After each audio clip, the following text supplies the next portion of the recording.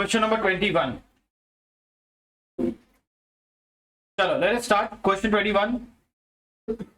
An investment of 1,36,000 yields the following cash inflows. Cash inflows मतलब इन्होंने दूसरा नाम लिखा है profit before depreciation but after tax. मैंने आपको पहले बताया था प्रॉफिट आफ्टर टैक्स है तो बिफोर डेप्रीसिएशन हो ही नहीं सकता. ये टैक्स और डेप्रीसिएशन के बाद ही माइनस होता है. बिफोर का लिखने का मतलब यही है कि इन्होंने वापस डेप्रीसिएशन को ऐड कर दिया तो इट इज कैश इनफ्लो. जब लिखा ये कैश इनफ्लो तो फिर क्या जरूरत है इसकी. You have to determine MIRR modified IRR considering 8% as the reinvestment rate. I think कल ही हमने IRR की बात की थी है ना. IRR का अजम्पशन थोड़ा हमने क्या बोला था कि रियलिस्टिक नहीं है, अचीवेबल नहीं है. राइट क्या है उनका अजम्पशन है क्या? जो कमाओगे हर साल री इन्वेस्ट करना है और इट हैज टू बी री invested at the IRR itself. दूसरा रेट नहीं चलेगा. बराबर. तो हमने बोला यार ऐसा थोड़ी होता है. कोई बिजनेस करेगा तो अपने हिसाब से प्रॉफिट विड्रॉ करेगा, डिविडेंड बांटेगा. बिजनेस कर क्यों रहा है वो इंसान? कोई भी इंसान चाहे जॉब करे चाहे बिजनेस करे, क्यों कर रहा है? उसको अपना स्टैंडर्ड ऑफ लिविंग बढ़ाना है, अमीर बनना है ना. तो बिजनेस से अगर मैं कमाऊंगा तो मैं उसका फायदा उठाऊंगा कि नहीं उठाऊंगा? तो वही है यहाँ पे. ये तो बोलते नहीं कुछ भी नहीं निकालने का, सारा पैसा क्या करो री इन्वेस्ट करो. फिर जब प्रोजेक्ट की लाइफ खत्म हो जाएगी तब पैसे आ जाएंगे, फिर आपको जो करना है करो. तब तक तो बेचारा बिजनेसमैन हाँ मरने की हालत हो जाएगी उसकी. समझ में आया क्या? नहीं मरेगा तो ब्लड प्रेशर डायबिटीज ये सब तो आ ही जाएगा. तो बाद में क्या ही एंजॉय करेगा वो. तो इसके लिए हमने IRR को थोड़ा सा मॉडिफाई किया, उसके अजम्पशन को चेंज किया और नया IRR बनाया, मॉडिफाइड IRR. यहाँ पे हमने क्या बोला, आपको री इन्वेस्ट करना है तो करो, नहीं करना है मत करो. कभी आपको 8% मिल रहा है तो 8% पे री इन्वेस्ट कर दो, कभी 12 मिल रहा है तो 12 पे री इन्वेस्ट कर दो. वो भी फ्लेक्सिबिलिटी है. क्लियर? तो री इन्वेस्टमेंट कंपल्सरी नहीं है और रेट भी वही होना चाहिए, ये भी कंपल्सरी. Is that clear? हाँ. फिर भी इस क्वेश्चन में इन्होंने एक ही रेट दिया हुआ है. क्या बोला है? 8%. ठीक है, मतलब हम लोग जो भी री इन्वेस्ट करेंगे वो 8% के रेट पे री इन्वेस्ट करेंगे. वैसे हर साल अलग अलग भी हो सकता है. किसी साल 8%, कभी 10%, कभी 12%, ऐसा भी हो सकता है. राइट. सुनो तो अपने को करना क्या है, MIRR में करना क्या है. सुनो जैसे फर्स्ट ईयर में आपको 30,000 आ रहा है. राइट. तो ये 30,000 को आप वापस बिजनेस में लगा दोगे. कितने रेट पे लगाओगे? 8% पे. क्या ये कंपलसरी है? नहीं कंपलसरी नहीं है, पर यहां कुछ बोला नहीं है तो हम लोग कर रहे हैं री इन्वेस्ट. किसी साल में ऐसा भी हो सकता है कि हम लोग 60,000 कमा रहे हैं, मान लो तीसरे साल में हम कुछ भी री इन्वेस्ट ना करें, हम पूरा 60,000 पे ड्रॉ कर लें. Is that clear? वो अपनी मर्जी है. फिर भी यहां ऐसा बोला नहीं है तो यहां हम लोग हर साल री इन्वेस्ट कर रहे हैं. ये 30,000 को आप 8% पे री इन्वेस्ट करोगे. प्रोजेक्ट की लाइफ कितनी है? 5 साल, जिसमें से 1 साल ऑलरेडी निकल गया, तो अब बचे कितने साल? तो दिस विल बी री इन्वेस्टेड फॉर 4 years. और ये 30,000 पे आप 8% करके 4 साल और कमाओगे तो ये 30,000 आपका थोड़ा सा और बढ़ जाएगा. फिर सिमिलरली दूसरे साल 40,000 आएगा, इसको भी री इन्वेस्ट करेंगे एट द रेट 8%. पर अब कितने साल बचे हैं तो 3 साल के लिए लगा देंगे आपको. सिमिलरली यहाँ पे आएगा 8%, कितने साल? 2 साल. ऐसे सबको री इन्वेस्ट करेंगे, पैसा बढ़ता जाएगा और 5वें साल के एंड में हमको हमारा सारा पैसा एक साथ मिल जाएगा. कितना मिलेगा? 30, 40, 60, 30, 20 कितना हो गया ये? 180 ना. तो 180 मिलेगा या ज्यादा मिलेगा? क्यों? री इन्वेस्ट किया ना हमने, कंपाउंडिंग होगा ना यार. तो एक साथ में अच्छे खासे पैसे मिलेंगे. तो मान लो अपने को 2.5 लाख रुपए आ रहे हैं. कितने आ रहे हैं? हाँ फ्यूचर में आएंगे 5 साल बाद. कब आएंगे? आपने री इन्वेस्ट कितना किया था, सॉरी आपने इन्वेस्ट कितना किया था? 136. और आपको मिल कितना रहा है 5 साल में? यस. अभी आपको ऐसा सोचना है कि 1,36,000 हम लोग इन्वेस्ट कर रहे हैं और वो 5 साल में 250 हो जाता है. करेक्ट. तो हम लोग क्या रेट ऑफ रिटर्न ऑन कर रहे हैं? हमारा 1,36,000 अगर 5 साल में 2,50,000 हो जाता है तो what is the rate of return that we are generating? Compounding होती है दोस्त, कंपाउंडिंग. तूने माइनस करके डिवाइड बाय 5 कर दिया क्या? ऐसे थोड़ी होता है, इधर कंपाउंडिंग की बात हो रही है. और मालूम है जब कंपाउंडिंग में रेट निकालना होता है तो क्या करते हैं हम लोग? याद करो, कंपाउंडिंग में अगर रेट निकालना हो, रेट ना दिया हो, 12 टाइम्स रूट, उससे रेट आता है, राइट? तो यहाँ पे लास्ट में वो करना पड़ता है। ओके, तो MIRR में आपको 2 स्टेप्स फॉलो करना है। फटाफट हेडिंग डाल दो, लिख लेते हैं।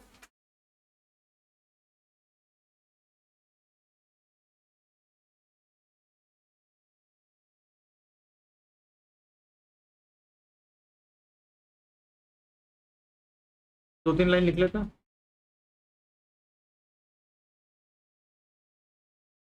MIRR में अंदर लिखो, assumptions of IRR method।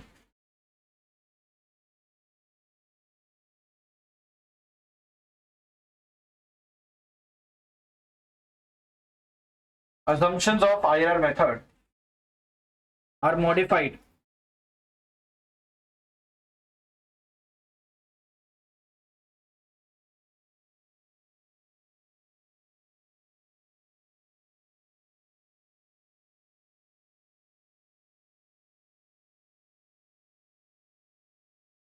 है। कुछ पेज बचा है? 4-5 लाइन है। एक पेज तो बहुत है, फिर लिख लो आराम से।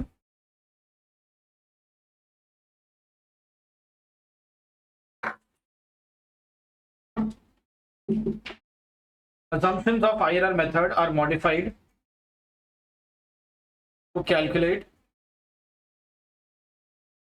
modified IRR।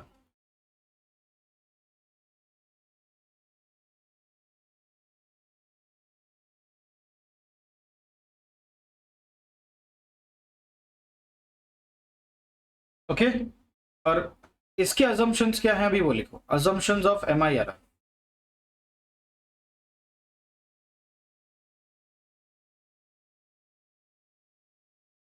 क्या चेंजेस किए हमने वो लिखो। Number 1,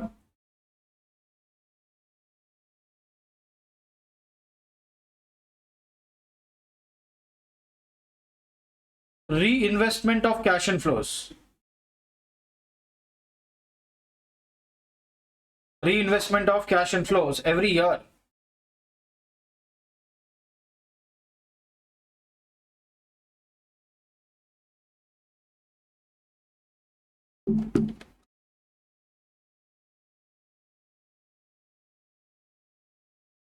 is not mandatory।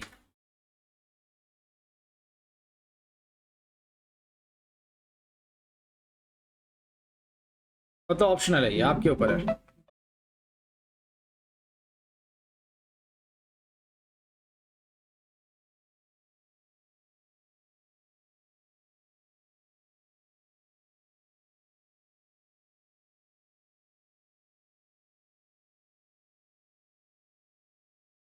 और second, the reinvestment rate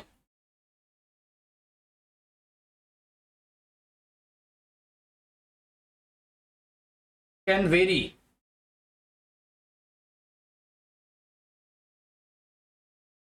each year।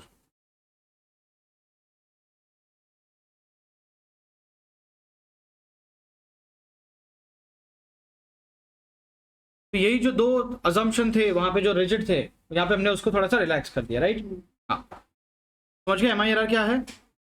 आपको री इन्वेस्टमेंट करना कंपलसरी नहीं है, और दूसरा आप अलग अलग रेट पे भी री इन्वेस्ट कर सकते हो। अभी कैलकुलेशन कैसे करने का, तो वो लिख लो।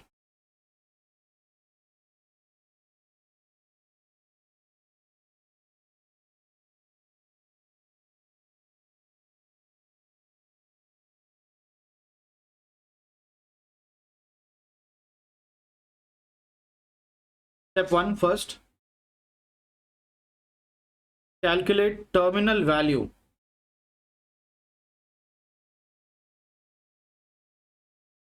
of cash inflows।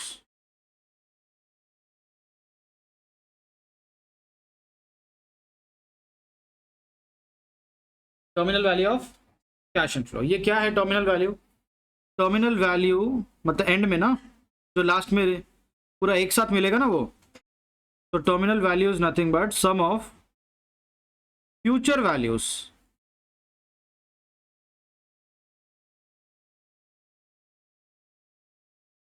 Of cash inflows. Reinvestment करेंगे वो पैसा और बढ़ेगा, फ्यूचर में एक साथ अपने को अच्छा खासा आएगा। And second,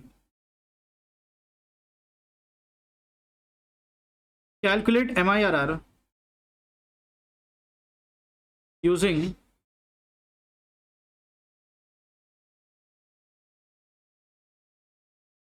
future value formula. क्या है फ्यूचर वैल्यू का फॉर्मूला, वो भी लिख देता हूँ। Future value is equal to present value 1 + i raise to n। बाकी आप जानते ही हो शॉर्टकट मेथड।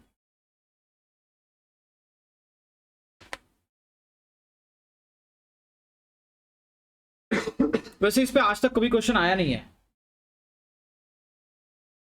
चांसेस कम रहेंगे। एक ही क्वेश्चन है, इलस्ट्रेशन ऐसा छोटा सा, सॉल्व करने में इजी है। ठीक है, समझ गए क्या करना है। अब देखते हैं कैसे निकालना है सब।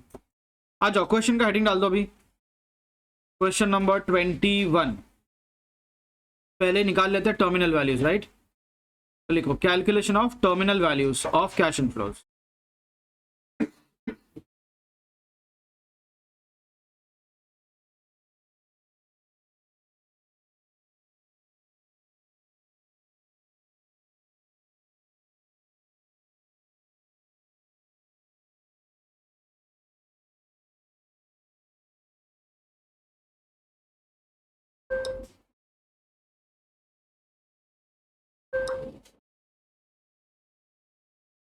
सुनो,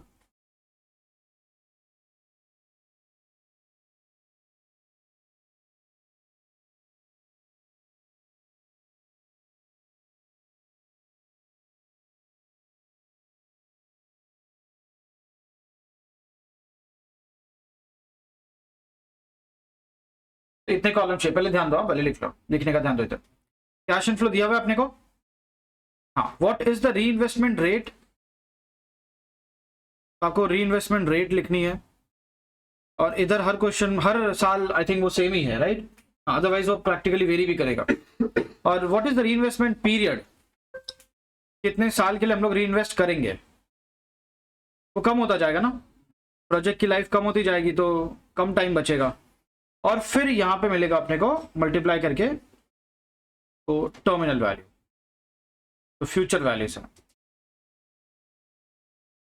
तो अभी आप बोलो ईयर 1 में आपको कितना कैश इनफ्लो आ रहा है, 30। ये 30,000 को आप 8% पे री इन्वेस्ट करोगे, कितने साल के लिए, 4 साल के लिए, क्योंकि 5 साल में तो 1 साल निकल गया ना। 30% इंटू, सॉरी 30,000, राइट। हाँ 30,000 इंटू, अभी वो किससे इंटू करोगे तो 1.08 कैलसी पे लोगे, इंटू 3 बार इक्वल टू कर लो। 4 साल है तो 3 बार इक्वल टू करने का, करेक्ट। कैलसी पे लो 1.08 इंटू और 3 बार इक्वल टू किया, कितना दिख रहा है, इंटू 30,000।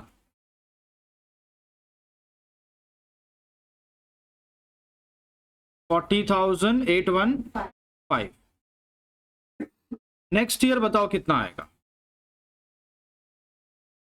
40। इसको कितने रेट पे रीइन्वेस्ट करेंगे, 8%। रीइन्वेस्टमेंट रेट बोलो, सॉरी पीरियड 3 इयर्स। 5 में से 2 साल निकल गए, 3 बचा। तो 1.08 इंटू 2 बार इक्वल टू प्रेस करो,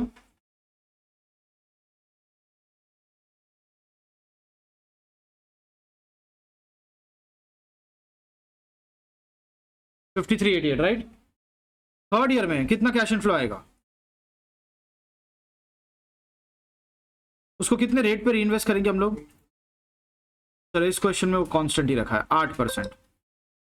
कितने साल के लिए, कि ये पैसा तो 3 साल बाद आ रहा है और प्रोजेक्ट की लाइफ कितनी है 5 साल, तो अब बचे कितने साल हैं। तो जो भी रीइन्वेस्टमेंट करके बेनिफिट उठाना है वो 2 ही साल बचे अपने पास, तो 2 साल के लिए रीइन्वेस्ट करोगे।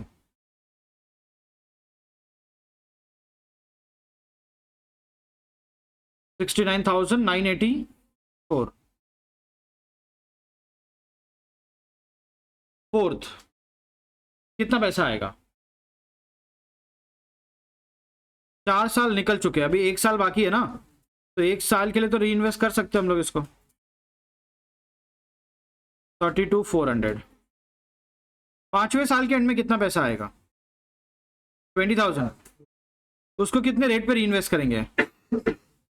8%। कितने साल के लिए? 0 अभी, नॉट एप्लीकेबल, खत्म, लाइफ ही खत्म हो गई अभी। तो ये कितना रहेगा फिर? 20 का 20 ही रहेगा, बढ़ने वाला थोड़ी अभी आगे। अब इसको ऐड करो, this is your terminal value.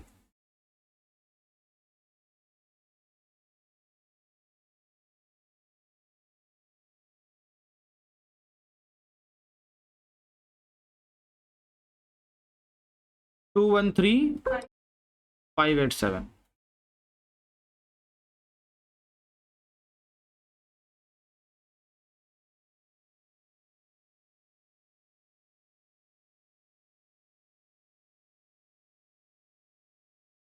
तो आपने इन्वेस्टमेंट कितना किया था? What was your cash outflow?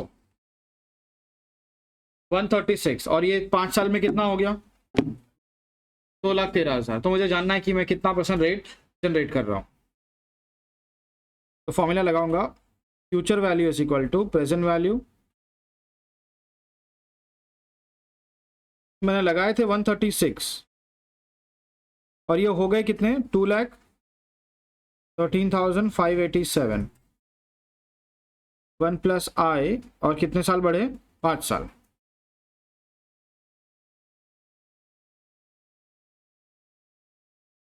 अभी 1 plus i raise to n का आंसर यहाँ पे आएगा 2,13,587 डिवाइड बाय 136,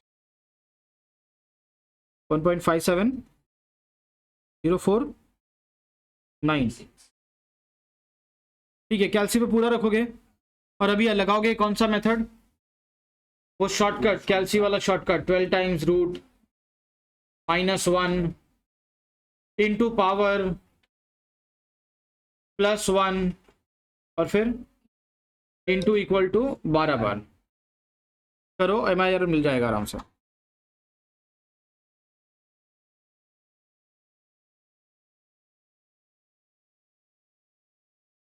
और इधर जिसको ये यूज करना है, ट्रायल एंड एरर करना है, वो कर सकता है।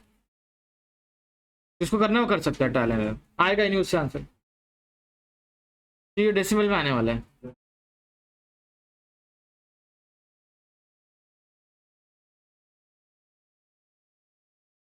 तो मैंने वो शॉर्टकट मेथड लिखवाया था ना तुमको, हाँ वो अप्लाई करो।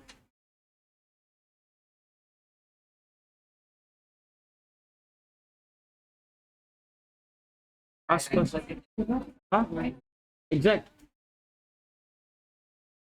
4 4 4 बराबर है। हाँ वो 4 5 चलेगा। 9.44।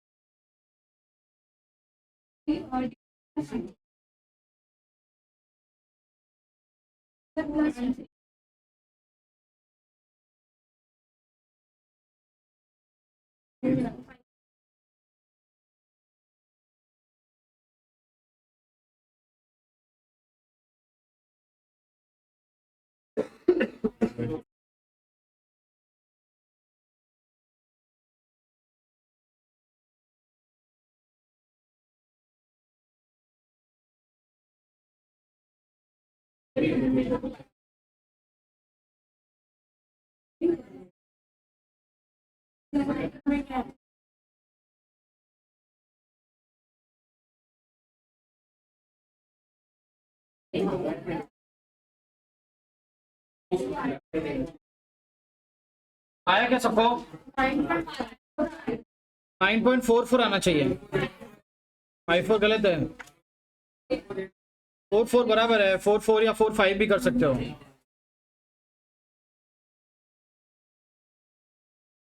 ये पूरा लेने का कैल्सी पे।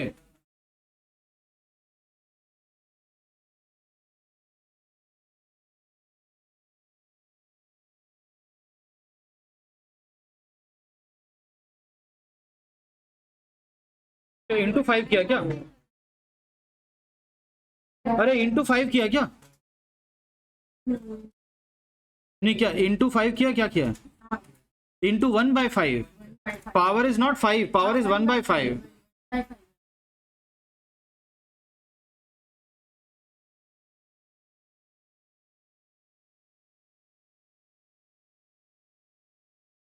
आया?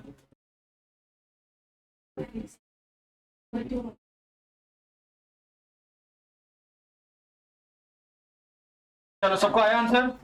हाँ, वो शॉर्टकट मेथड ही है यार, वो 5 स्टेप कैल्सी करने खाली।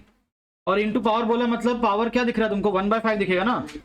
जब ये n जो ये 5 जो लिखा है हमने वो इधर आएगा तो 1 plus i is equal to क्या हो जाएगा? 1.57049 जो भी है, पावर 1/5 होगा ना। तो पावर आप 5 कर रहे हो, मल्टीप्लाई कर रहे हो, तो गलत है। It is 1/5, not 5। ठीक है, बाकी आना चाहिए करेक्ट। चलो नेक्स्ट क्वेश्चन पे चलते हैं।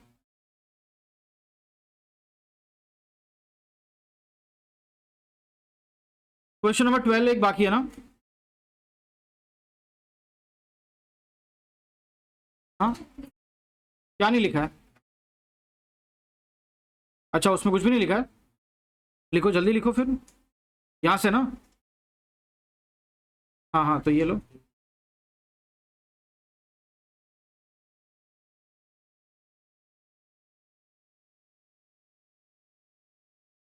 याद नहीं दिलाया, क्वेश्चन रीड कर लिया अपन, रिकॉर्डिंग बंद था।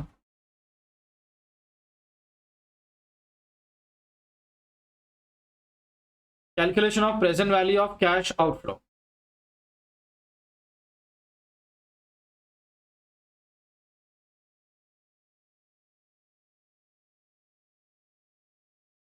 कितने ऑप्शन है हमारे पास?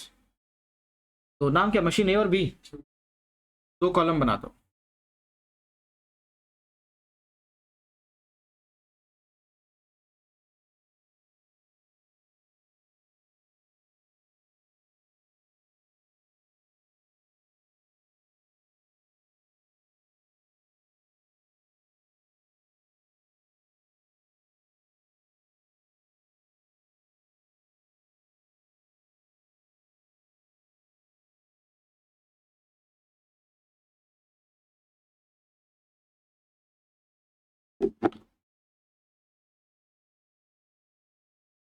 चलो आउटफ्लो में पहला आउटफ्लो है अपना, लिख दो इनिशियल इन्वेस्टमेंट।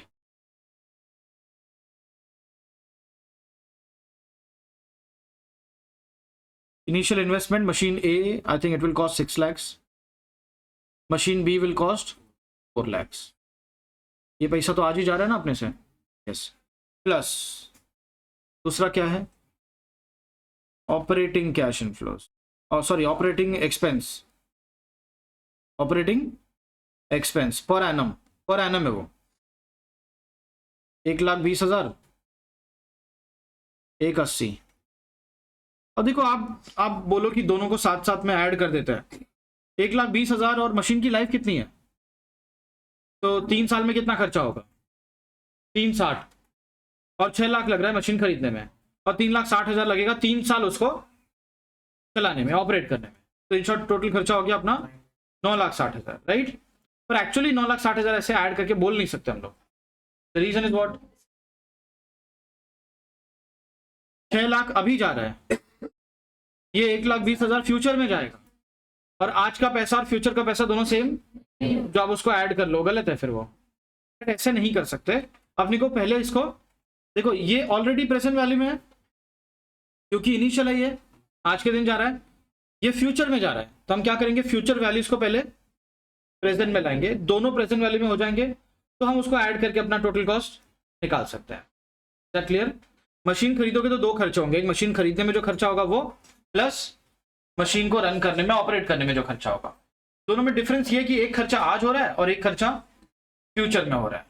अब फ्यूचर का पैसा और आज का पैसा दोनों एक साथ ऐड करके आप बोलो कि हमारा टोटल आउटफ्लो इतना हुआ, वो गलत हो जाएगा, राइट। तो हम सबको क्या करेंगे, आज के टर्म में कन्वर्ट करेंगे। कैसे करेंगे आपको मालूम है उसके लिए, into PVAF at the rate, तो 3 साल और 2 साल दिया है क्या क्वेश्चन में, 3 साल का डिस्काउंटिंग फैक्टर दिया हुआ है, आप उसको ऐड कर लो पहले।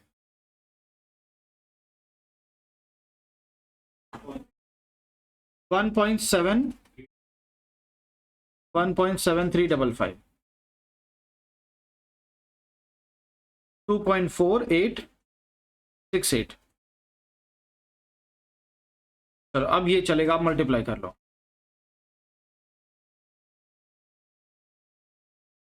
ओके इसको मल्टीप्लाई करके ना, 298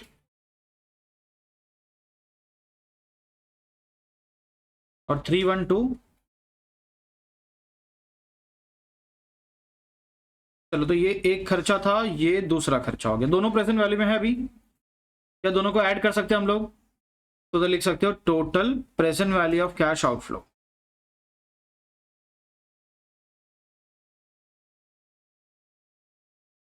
A प्लस B।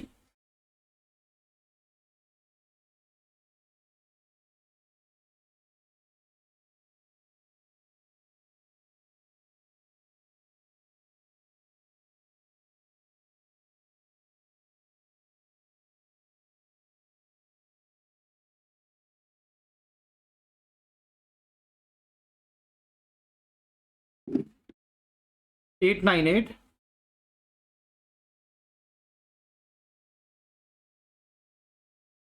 समझ में आया। तो अब आप बताओ कहाँ आपका कम खर्चे में काम हो रहा है, मशीन भी है ना, तो कमेंट लिख दे अभी।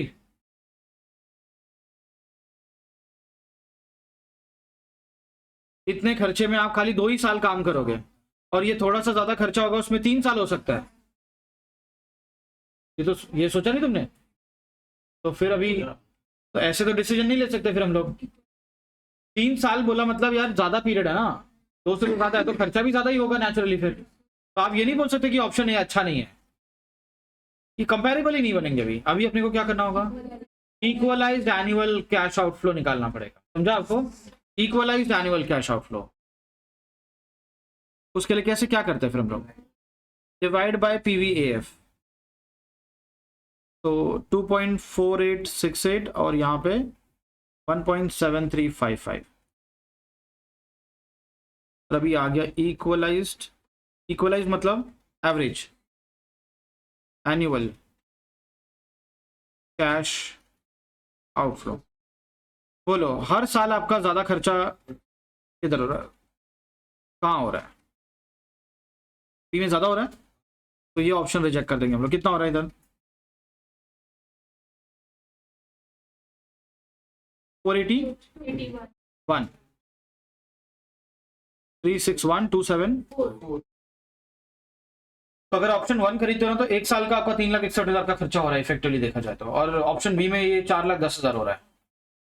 तो ज्यादा खर्चा किधर है फिर, या कम खर्चा किधर है, ऐसा पूछना चाहिए। हाँ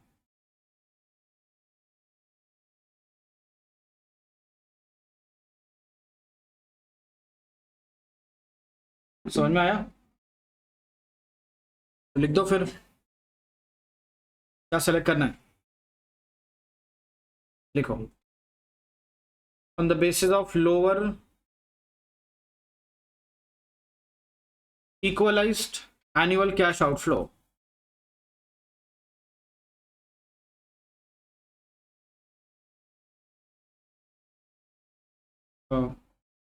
machine A, right, should be selected.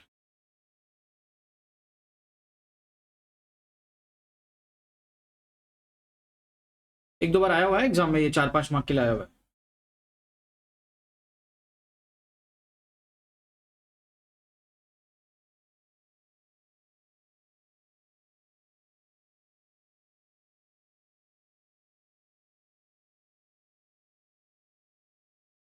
आज आने वाले शायद ये लोग, शाम को पास हुए वो लोग।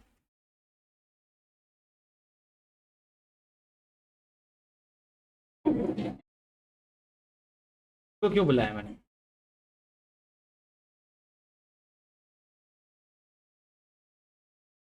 नहीं, थोड़ा गाइड करने के लिए तुमको, ऐसे बताएंगे ना क्या क्या चैलेंजेस थे, उन्होंने कैसे काम किया, उनको कितना डर लग रहा था। गोविंद भी आ रहा है ना?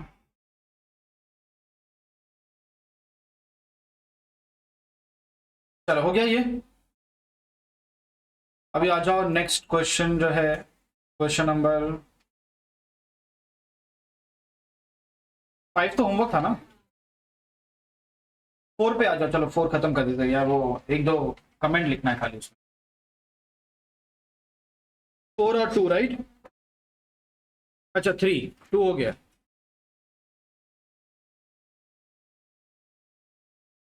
AT Limited is considering 3 projects A, B and C. The cash flows associated with the projects are as given below. Cash flows C0 मतलब outflow, और C1 2 3 4 is inflow. Project A में देखो 10,000 का खर्चा हो रहा है राइट, और 3 साल इनफ्लो आएगा। देखो कितना आ रहा है, 2,000 2,000 6,000 कितने हो गए, और आउटफ्लो भी कितना है 10,000। तो पे बैक पीरियड कितना आ रहा है अपना, 3 साल, 4 और 6 10 हो गया ना पे बैक। बी में पे बैक कितना है, पहले साल में कुछ नहीं आएगा, दूसरे साल में 2,000 आएगा, तो 2 साल। सी में कितना होगा, ये 2 2 6 3 साल। तो अगर हम लोग सिर्फ इतना देखें, प्रोजेक्ट ए और सी और बी, सी को सॉरी ए में 3 साल लग रहा है, बी में 2 साल लग रहा है, और सी में 3 साल लग रहा है। तो 3 2 3 कौन सा सेलेक्ट करोगे आप ऑन द बेसिस ऑफ पे बैक पीरियड? बी है ना, 2 साल वाला, जहाँ जल्दी पैसा आ रहा है। पर 2 साल में कितना पैसा आएगा, सॉरी अब टोटल कितना पैसा आएगा, 12,000 आएंगे राइट, 12,000 आएंगे। और आप देखो सी में कितना पैसा आ रहा है,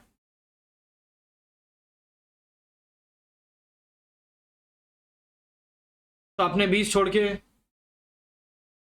12 सेलेक्ट कर लिया। हाँ? अबे इधर 2,000 2,000 कितने टाइम में पैसा आ रहा है, 2 साल में। यहाँ 10,000 आने में कितना टाइम लगेगा, 3 साल, 3 साल 2 2 6 राइट। और यहाँ प्रोजेक्ट ए और सी में सिमिलरिटी दिख रही है आपको, 3 साल शुरू के कैश इनफ्लो सेम है, दोनों का पेबैक 3 साल आ रहा है। तो दोनों में से क्या सेलेक्ट करें, कोई भी सेलेक्ट कर लो, फर्क नहीं पड़ता है। तो चलो कोई भी ऐसा मैंने वो करते ना, दो में से सेलेक्ट करना होता तो क्या करते हैं, हाँ अक्कड़ बक्कड़ किया और वो ए पे आ गया। मैंने बोला चलो नहीं हुआ, पे बैक ने बोला ए खरीदो, पे बैक पीरियड तो ये इग्नोर करता है ना, तो हमने ए ले लिया। फिर चौथे साल मालूम पड़ रहा है इधर कुछ भी नहीं आ रहा है, यहाँ पे 10 आ रहे हैं, तो हमने 10,000 वाला तो छोड़ दिया वो अक्कड़ बक्कड़ करके। पे बैक का आपको मालूम है limitation, it ignores the time cash inflows occurring after पे बैक, तो 3 साल के बाद जो आएगा वो इग्नोर हो जाता है। समझा आपको? तो यहाँ पे कुछ प्रॉब्लम्स है, वो लिमिटेशन पूछी इन्होंने यहाँ पे, आओ देखते हैं क्या पूछा है। You are required to calculate the payback period of each of the 3 projects, तो आ गया सीधा सीधा, है ना। Then if the cut off period is 2 years, then which project will be accepted. Cut off मतलब जानते हो ना, मिनिमम इतने मार्क्स चाहिए तो ही एडमिशन होगा। हाँ तो ऐसे ही यहाँ पे कट ऑफ मैक्सिमम है, मैक्सिमम 2 साल उसके अंदर ही होना चाहिए अपना, तो 2 साल किधर हो रहा है, तो बी सेलेक्ट करेंगे हम लोग। Then project with positive NPVs if the cost of capital is 10%, तो निकाल लेंगे। Then payback gives too much weight, मतलब importance to the cash flows that occur after the cut off date, that is after the payback period. Is it true और false? False. Too much importance क्या, हम तो ignore करते हैं, थोड़ा भी importance नहीं देते ना हम लोग तो। फिर if a form use single cut off period for all the projects, 2 साल बोले मतलब हर जगह 2 साल में पैसा आना चाहिए। It is likely to accept too many short lived project, short live मतलब कम लाइफ वाले प्रोजेक्ट्स। ट्रू और फॉल्स? देखो अगर आपको लगता है ये 2 साल में जल्दी पैसा आना चाहिए, है ना, तो हो सकता है जिसमें जल्दी पैसा आए वो शुरू में ही जल्दी आए खाली, उसके बाद फटाफट उसकी लाइफ खत्म हो जाए, तो इट मे बोला हुआ है लाइकली टू, चांसेस ज्यादा रहेंगे, और मेरे हिसाब से आई थिंक इट इज ट्रू। अगर आप सब बोलते हो कि 2 साल वाले ही लो, तो हो सकता है कोई ये ऐसा प्रोजेक्ट है जिसमें यहाँ पे 0 2000 बाद में कुछ भी नहीं आ रहा है, और आपने क्या बोला मेरा 2000 जल्दी आ रहा है ले लो, बाद में पता चला ये प्रोजेक्ट में पैसा शायद जल्दी तो आ जाएगा, राइट, पर उसमें ये ऐसा है कि भाई आज बिजनेस शुरू हुआ 2 4 साल पैसे आए फिर डाउन हो गया, उसमें आपको सिस्टमैटिक ग्रोथ चाहिए ना, तो पैसे बढ़ने चाहिए। पर यहाँ पे इन्होंने क्या बोला है, आप एक ही पे बैक पीरियड मान लो 2 साल, आप सबके लिए 2 साल देख रहे हो, गलत हो जाएगा, फ्लेक्सिबिलिटी रखो, राइट। अलग अलग इन्वेस्टमेंट में कोई इन्वेस्टमेंट हो सकता है आपको 2 3 साल तक पैसे दे ही ना, और उसके बाद बहुत पैसे दे, करेक्ट। आप बोलोगे सब 2 साल, 2 साल ही हमारा फिक्स है, उसमें जो पैसा आया वो ठीक है, जिस प्रोजेक्ट में नहीं आया वो रिजेक्ट। तो ऐसे तो शायद शुरू शुरू में पैसे नहीं आए, मे भी आगे चल के वो ज्यादा पैसा आ सकता है उसमें, पर आप कौन से वाले प्रोजेक्ट ले लोगे जिनमें शुरू में ज्यादा पैसा आ रहा है, आगे का भरोसा नहीं, तो चांसेस है, तो ये ट्रू है। तो आपके 1 2 ये दोनों कमेंट वाले पार्ट है, और शुरू के एक और कमेंट है ना इसमें बी, सॉल्व क्या करना है फिर, पे बैक पीरियड और एनपीवी निकालनी है, राइट। तो पे बैक और एनपीवी दोनों आ जानी चाहिए। कमेंट लिख लेते हैं, हेडिंग डालो क्वेश्चन नंबर 4।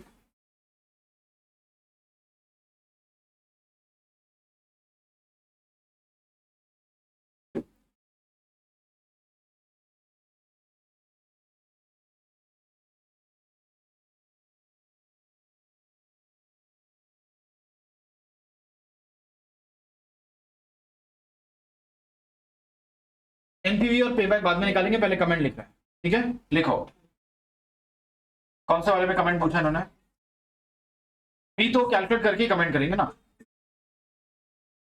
डी और ई, राइट। तो पहले डी पार्ट का हेडिंग डाल दो इसमें।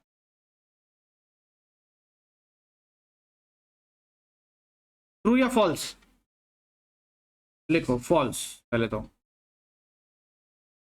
फिर आगे रीजन लिखते हैं। देखो पे back period method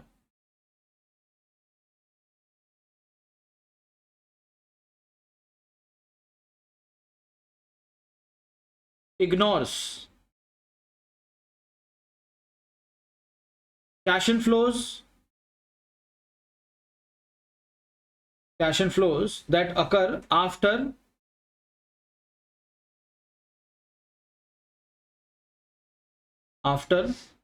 the payback period.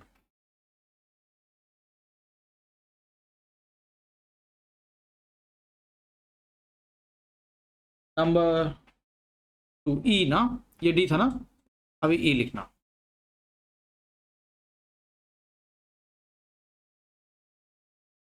Since actual life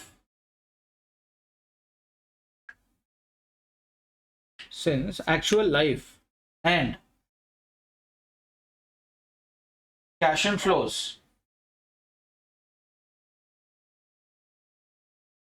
after payback, actual life and cash inflows after payback are ignored,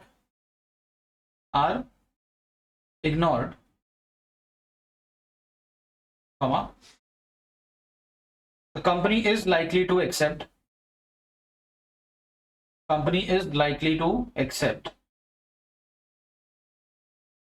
many short-lived projects.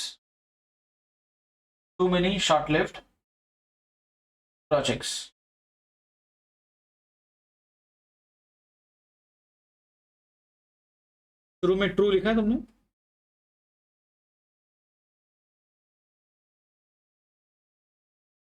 तो ये जो क्वेश्चन है ना, ये कमेंट के लिए ये इसीलिए रखा हुआ है हमने. बाकी इसमें एनपीवी और तुम पेबैक तो देख ही रहे हो, ऐसे ओरली आ जा रहे हैं. अभी आ जाओ क्वेश्चन नंबर 3 पे.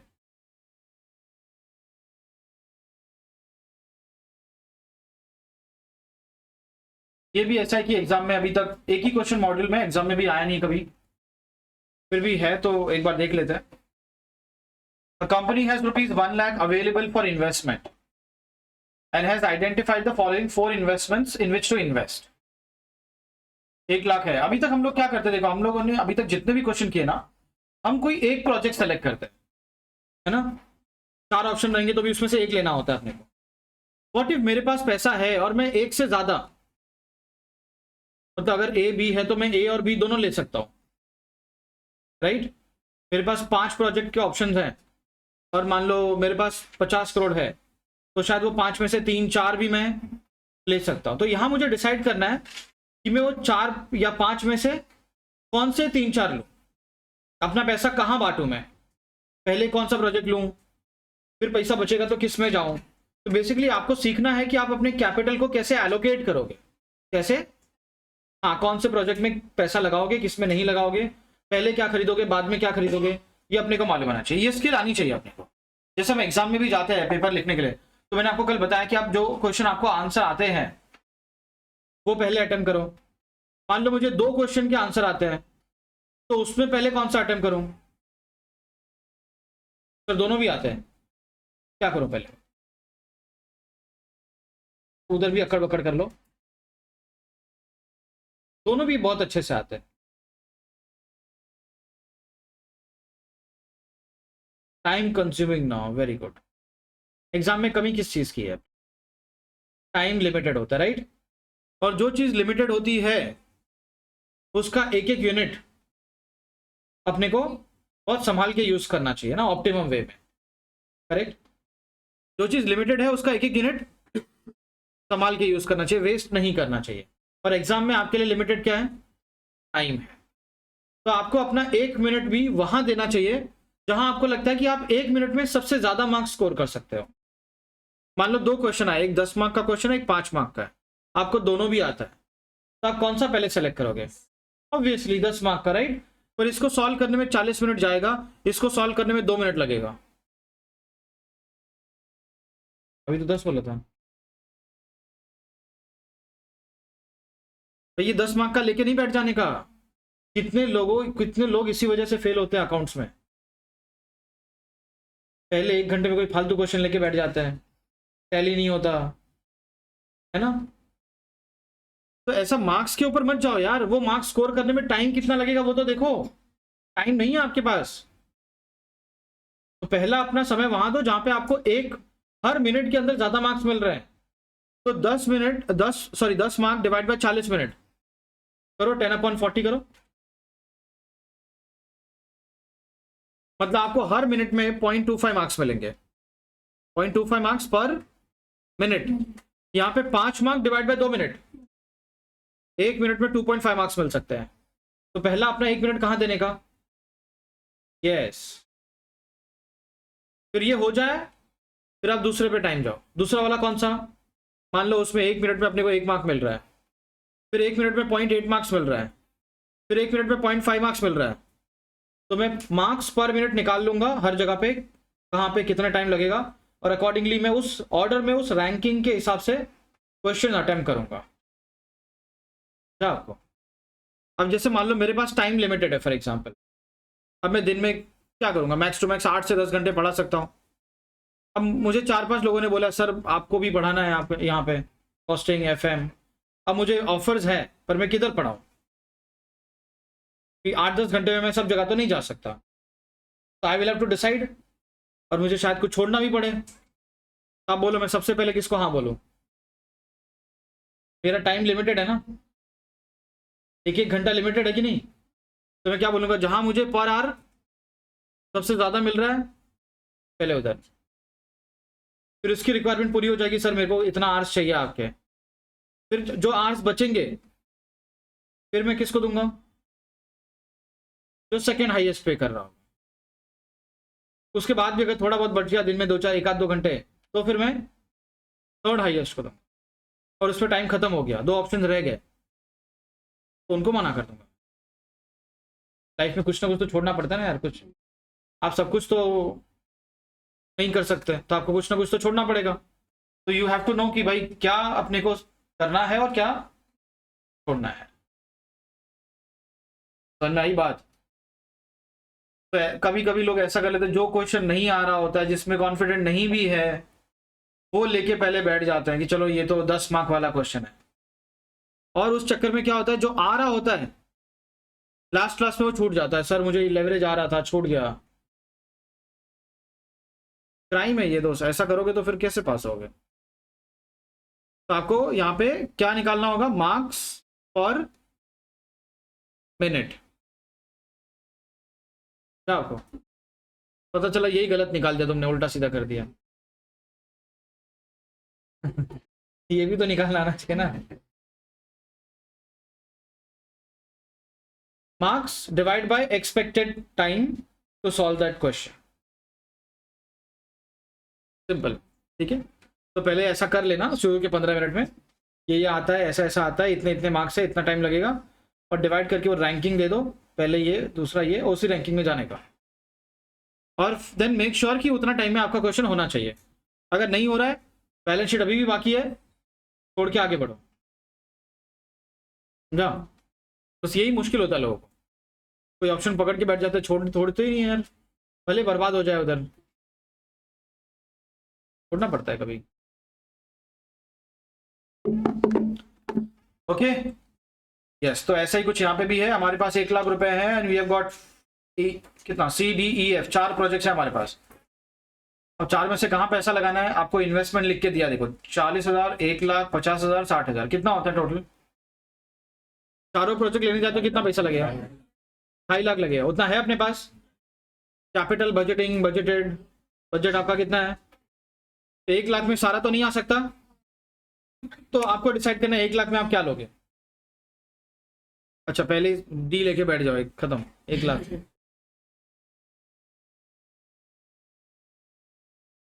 सी और ई बराबर तुम्हारा, सी और ई कैसे डिसाइड कर ले तुम लोग। एनपीवी निकाला क्या, एनपीवी दिया हुआ बोल रहा हूँ, एनपीवी निकाला तुमने, ऐड वेड किया होगा कुछ, देखते देखते सही बोल रहे हो वैसे। सी और एफ नहीं, हाँ सी एंड ई अच्छा आएगा। यस देखो, you are required to optimise the returns from a package of projects, underline this. Package मतलब समझ रहे हैं आपको, एक नहीं, एक से ज्यादा प्रोजेक्ट्स भी आप ले सकते हो। Within the capital spending limit that is 1 lakh rupees, 1 lakh के अंदर जितना हो सकता है सब खरीद लो। If the projects are independent of each other and are divisible. Independent of each other मतलब एक प्रोजेक्ट को दूसरे प्रोजेक्ट से कोई मतलब नहीं है। इंडिपेंडेंट मतलब अगर हमने मान लो सी सेलेक्ट किया, राइट, तो सी ये नहीं बोलेगा कि आप ई सेलेक्ट मत करो, दोनों इंडिपेंडेंट है, दोनों एक जैसे। एक होता है इंडिपेंडेंट, दूसरा होता है म्यूचुअली एक्सक्लूसिव। म्यूचुअली एक्सक्लूसिव मतलब आप दोनों में से कोई एक ही लोगे, एक लिया तो ये दूसरा नहीं ले सकते। इंडिपेंडेंट मतलब दोनों का आपस में कोई रिलेशन, आप ये भी ले सकते हो वो भी ले सकते हो, दोनों में कोई ऐसा कुछ है नहीं। ओके। और डिविजिबल मतलब क्या? डिविजिबल क्या हो सकता है इधर? जल्दी बोलो यार। डिविजिबल, डिवाइड, डिविजिबल, कहाँ बांटेंगे? वैसा नहीं है, सुनो। हाँ, किसका क्वेश्चन है?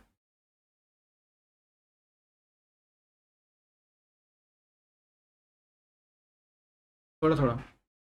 सी में 40,000 है और ई में 50,000 है, तो कितने हो गए? 90 हो गए। बचा कितना? 10। 10,000 में तो अब जो बचा 10,000, उसमें अगर आप डी या ई में से या एफ में से कोई लेने जाओ प्रोजेक्ट, तो मिलेगा ही नहीं, क्योंकि एक 1 लाख का प्रोजेक्ट और मेरे पास पैसे कितने बचे हैं सी और ई लेने के बाद? तो व्हाट इफ मैं सी ले लेता हूँ, ई ले लेता हूँ, 90,000 खर्च हो जाता है, बचते हैं 10,000। अब वो 10,000 लेके अगर मुझे कुछ और खरीदना हो तो पॉसिबल होगा? ये नहीं होगा। हो भी सकता है, डिपेंड करता है प्रोजेक्ट्स किस टाइप के, डिविजिबल है या इनडिविजिबल है। डिविजिबल मतलब part of the project can also be purchased और एक्सेप्टेड। समझा आपको?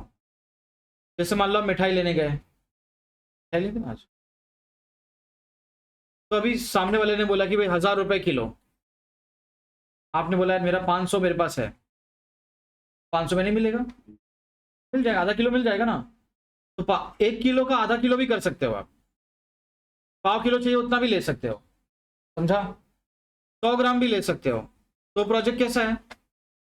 डिविजिबल है। सब्जी लेनी है, क्या डिविजिबल? Not divisible. फ्रूट्स लेने हैं, डिविजिबल। अंडरस्टूड? कपड़े लेने हैं, शर्ट शर्ट लेना, मान लो आपको पसंद आया, 5,000 का है, आपके पास 2,000 है, तो ऊपर कॉलर के यहाँ से पेट फिर सोचो प्रतीक भी क्रॉप भाई बोलेगा बजट बजट के हिसाब से। तो कपड़े के केस में पॉसिबल नहीं है वो, राइट? आप कोई घर लेने गए मान लो, अब वो घर का वैल्यू है मान लो 5 करोड़, आप बोल रहे हो मेरे पास 1 करोड़ ही है, पार्किंग वाला एरिया मिल जाएगा आपको? नहीं देगा ना। फिर भी वो लेना है तो आपको पूरा कर लेना पड़ेगा, मतलब एक बेडरूम किसी और को दूंगा, दूसरा किसी और को दूंगा, ऐसे ऐसे थोड़ी बेचने जाएगा वो। होटल के कमरे थोड़ी है भाई, एक कमरा बेचेगा। समझ में आया आपको? तो it is divisible.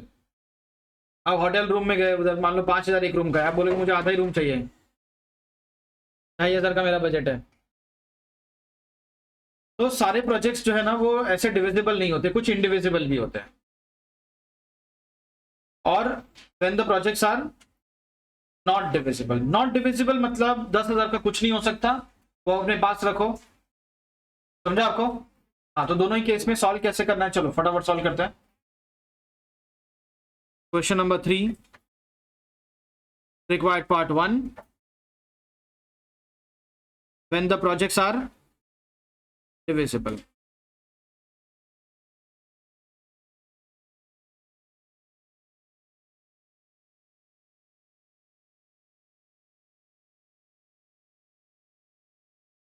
Now this concept is called capital rationing.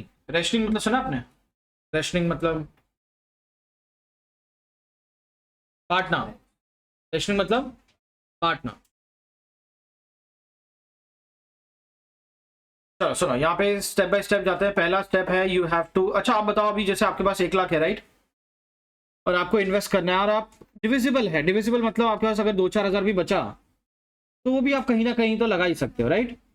अब आप सोचो आप पहले कौन सा प्रोजेक्ट पे पैसा लगाओगे? पैसा लिमिटेड है आपके पास, कम पैसा मतलब कितना? पैसा लिमिटेड है ना, तो पैसे का एक यूनिट क्या होता है? पैसे को मेजर कैसे करते हैं? रुपीस में मेजर करते हैं ना इंडिया में। तो आप हर एक रुपए के पीछे देखो आपको मैक्सिमम रिटर्न कहाँ मिल रहा है। ऐसी कोई टेक्निक है जो बताती है एक रुपए के पीछे कहाँ, हर एक रुपए के पीछे इतना आएगा? कोई टेक्निक है जो आपको एक रुपए के इन्वेस्टमेंट के पीछे कितना प्रॉफिटेबिलिटी इंडेक्स है ना यार, वो यही तो बताती है कि एक रुपए के इन्वेस्टमेंट के पीछे आपको कितना इनफ्लो आएगा। तो पहले पीआई निकालो, जिसका पीआई सबसे हाई होगा, मतलब वहां हर एक रुपए के पीछे ज्यादा वैल्यू है, तो पहले जितना उस प्रोजेक्ट में पैसा लगता है वो लगा दो। फिर अगर बचेगा तो सेकंड में जाने का, और पैसे बचे तो थर्ड में जाने का, जैसे मैंने आपको समझाया था अभी। समझा आपको? तो लिखो step 1, calculation of pi of each project.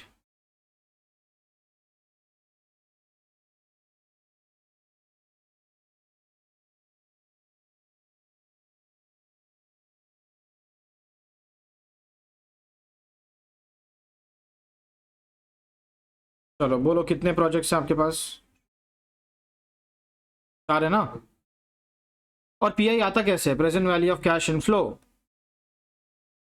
Upon present value of cash outflow, फिर पीआई मिल जाएगा और उसके बाद हम लोग रैंक दे देंगे। तो C D E F correct. Outflow तो दिया हुआ है यार, इन्वेस्टमेंट रिक्वायर्ड दिया हुआ है, देखो 40,000, 1,00,000, 50,000 और 60,000।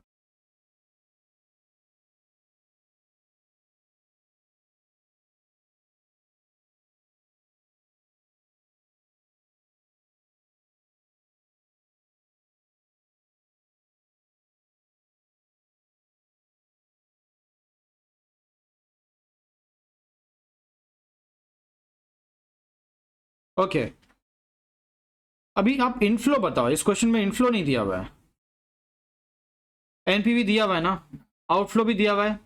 आप ये बताओ एनपीवी आता कैसे है? Present value of cash inflow minus outflow is NPV. तो एनपीवी से इनफ्लो ढूंढ सकते हो आप, फिर क्या आएगा फिर इनफ्लो? एनपीवी प्लस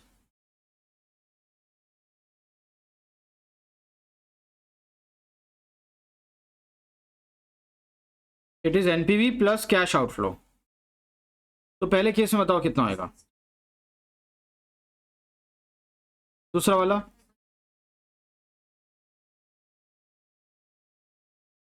और लास्ट में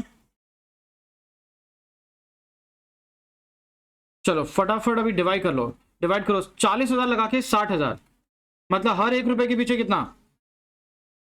यस 1,00,000 लगा के 1,35,000, 1.35, 50 लेके 74, 1.48, और 60 लगा के 18, 1.3। बोलो एक रुपए के पीछे सबसे ज्यादा रिटर्न कहाँ मिल रहा है?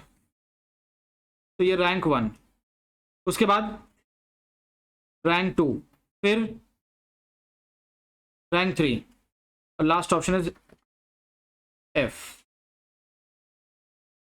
सबसे पहले कहाँ पैसा लगाने का? जितना चाहिए उतना लगा दो। कितना लगेगा उधर? 40। फिर भी कितना बचेगा? वो 60,000 फिर कहाँ लगाओगे? ई में, पर ई में 50 ही चाहिए, 50 लगा दो। अभी कितने बचे? वो 10 फिर कहाँ लगाओगे? डी में। पर डी प्रोजेक्ट जो है वो तो 1,00,000 का है, 10,000 लगा देंगे। 10,000 मतलब 10% तो मिल जाएगा अपने को। तो एनपीवी भी कितना मिलेगा फिर? 10%। अगर आप इन्वेस्ट 10% कर रहे हो तो प्रॉफिट में भी आपका 10% होगा। Is that clear? तो ये पहला पार्ट है। चलो अभी हम लोग कैपिटल अपोर्शन कर देते हैं।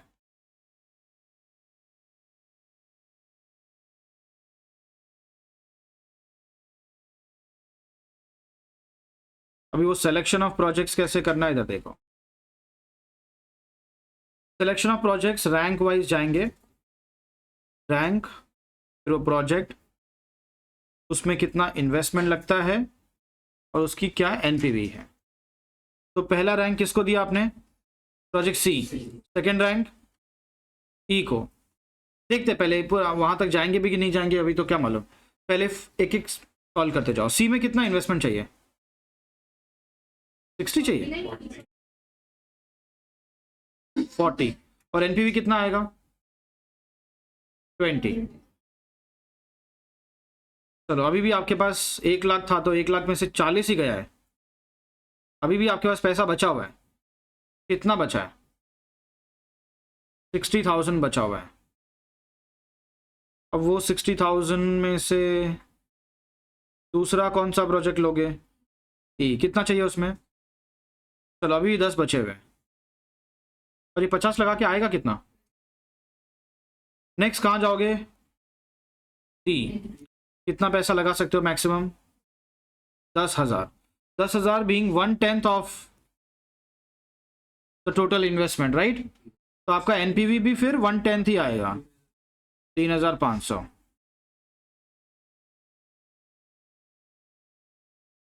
So you can earn a maximum of 47,500 rupees by investing this 1 lakh। इससे ज्यादा आपको इन प्रोजेक्ट्स के अंदर तो नहीं मिल सकता। ये बेस्ट सिलेक्शन है आपका, ऑप्टिमम एनपीवी है, इससे ज्यादा एनपीवी नहीं हो सकती।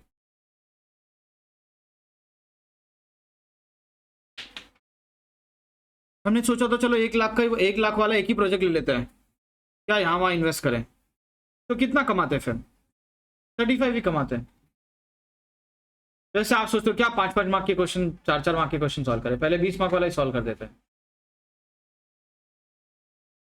तो टाइम कितना ले लेगा, फिर बाद में टाइम कम पड़ जाएगा, फिर उसके चक्कर में पता चला वो 20 का करने में 25 मार्क का पेपर छूट गया, फिर इससे अच्छा तो यही छूट जाता। समझा आपको? तो ये सिलेक्शन भी इंपॉर्टेंट है, तो आपको काफ़ी कुछ चीज़ों पे ध्यान देना होता है यार। आपकी पढ़ते टाइम जो प्लानिंग है, उस मोमेंट पे आप कौन सा क्वेश्चन पहले करोगे, कौन सा बाद में करोगे, that also is important. Exam में जो कूल काम रहता है ना, वो उसके डिसीजन मेकिंग सही होती है। और जो फिर वो वही है, नर्वस हो जाएगा, घबराएगा, एग्जाम हॉल में जाते ही पसीने छूटने लगते हैं, रुमाल ऐसा पकड़ के रखेंगे, पूछते रहते। देखो कुछ लोग तो हाथ से पसीने छूटने लगते हैं लिखते लिखते। तो गर्मी की वजह से नहीं होता, वो डर जो है, वो स्ट्रेस। डर नहीं होना चाहिए यार। क्या होगा ज़्यादा से ज़्यादा वही होगा जो होना है।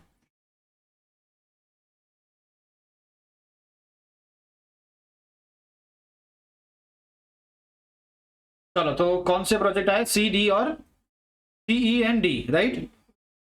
अभी required part 2। when the projects are not divisible,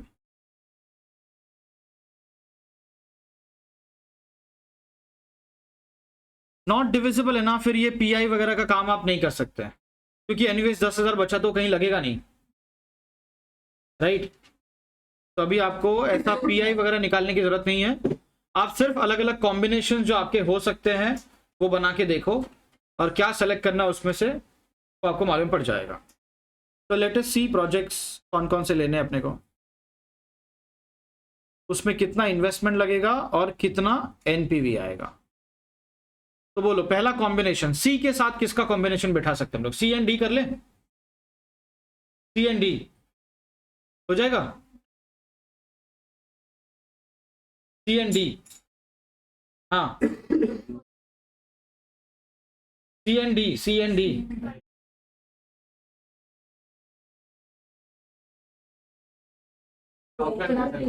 सी और डी दोनों एक साथ लेना है? नहीं हो सकता ना। हाँ सी और नहीं हो सकता है। पहले जो बोल रहे हो बोलो ना पहले। हो सकता है क्या? लिखो मत। हो सकता है क्या? नहीं। तो चलो ये तो हो नहीं सकता। उसके बाद नेक्स्ट बोलो। सी एंड ई हो सकता है? कितना लगेगा और कितना कमाओगे? 44। क्या आपको ये 90 कैसे आया? और ये कैसे आया? ओके, दूसरा ऑप्शन बोलो।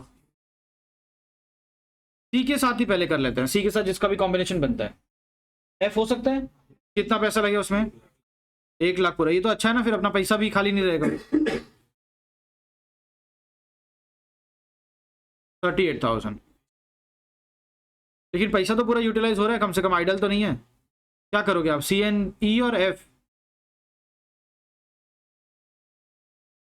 अरे भले पैसा खाली रहे, लेकिन अपने को प्रॉफिट चाहिए ना यार। सी एन एफ में 1 लाख भी लग जाएगा, लेकिन क्या मतलब, उसमें प्रॉफिट तो कम ही आएगा, बराबर ना?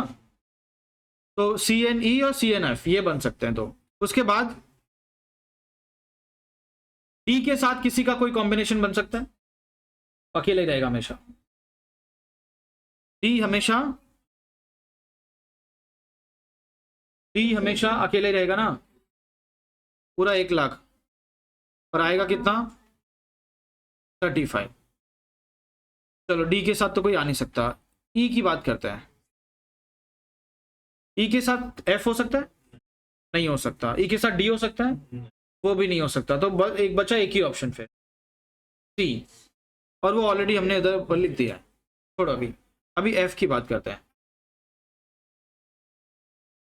एफ के साथ डी हो नहीं सकता, ई भी नहीं हो सकता, सिर्फ सी हो सकता है। वो भी ऊपर बात हो चुकी है। तो बच्चे अपने फिर यही 3 ऑप्शंस हैं। इन 3 में से आपको एक सेलेक्ट करना है। कौन सा सेलेक्ट करोगे? रीजन एनपीवी सबसे हाईएस्ट है, क्लियर? तो आप लिखोगे यहाँ पे project C and E should be selected.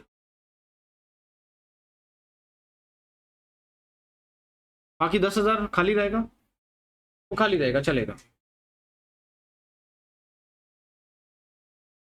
चलो लिख दो। फर्स्ट पार्ट कर लिया तुमने ना? ये वाला ही बाकी है ना, सेकंड वाला?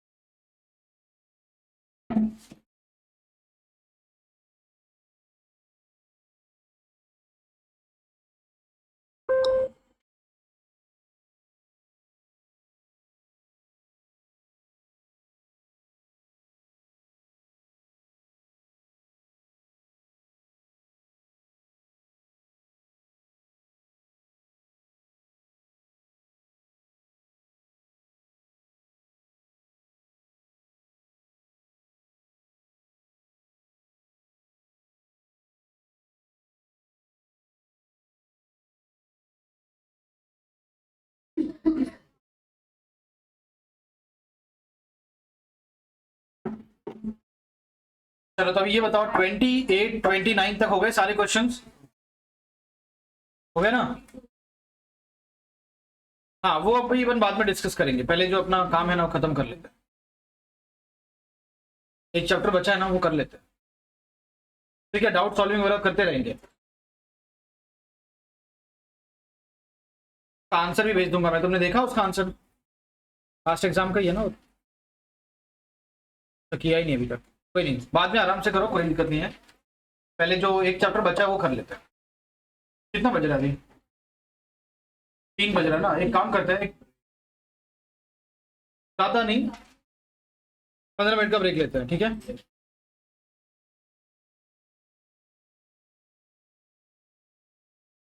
कौन सा 30 32? तुम तो सितंबर वाले हो ना तुम लोग, कोई घाई नहीं, अपन कर लेंगे क्या।